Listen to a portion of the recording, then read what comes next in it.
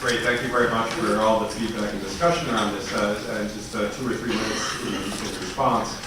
First of all, the first panelist, the importance of evidence-based discourse. Right? You have measurement and evidence that you can then organize a discussion around. That, by the way, is the sign of a healthy, open, democratic society. That you identify problems, because if you don't identify them, you can't address them. And what's going on in the U.S. right now is a very healthy discussion, acknowledging these problems, not saying, this is the data. It's not just opinion. Okay, and so that calls for the need for greater cross-national research and Irish research. So shame on all of you for saying, well, this might be the case in Ireland, it might not be the case in Ireland. How do you not know? How do you not know?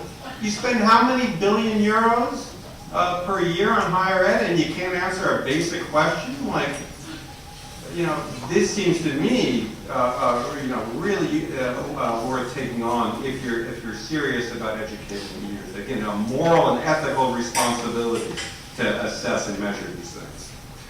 Second, there was a sense that some of you read my comments that talk about how broken the U.S. system is.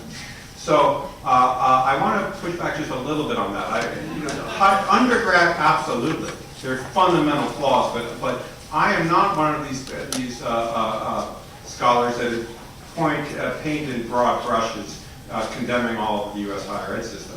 I think the U.S. system is the best in the world at producing doctoral trained research scientists.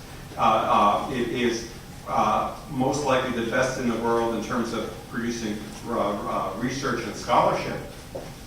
There are a lot of great things in the U.S. system, partly that have implications for some of these problems I'm addressing in undergraduate education. But don't mistake my comments to say that the U.S. system is completely broken. And then finally, I'll end up with, we had this, the question, how do you reconcile these findings with the fact that the U.S. is such an economic powerhouse? And the examples were Microsoft and Facebook and Google and the tech sector, which of course many of the founders and CEOs of the tech sector were college dropouts, right? The other thing is there's another important irony that people would raise the tech sector as an example, because like the U.S. Industry more broadly, they all learned over the past decades a strategy around this human capital problem.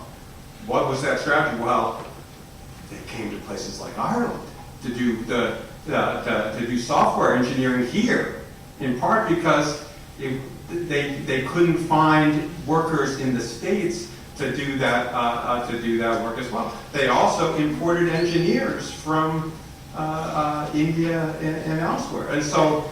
I'd love to say that the U.S. higher education system gets the credit for the geopolitical position of the U.S., but there is some relationship between one's education system and economic output and productivity and so on.